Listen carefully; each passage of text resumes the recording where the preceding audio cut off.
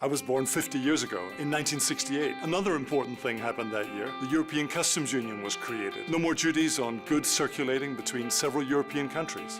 In 1987, the year I was born, the single administrative document was introduced, replacing mountains of red tape in one go. Now, almost everything is done digitally. That might have been a big step for customs, but it was a huge leap for businesses, making it much easier to trade with other countries. 1993, the end of internal borders. I was just a baby then, but my parents told me about their honeymoon trip to Venice. Queuing for ages to check passports, physical controls of luggage and goods that took hours are now a thing of the past. I was born in 2004.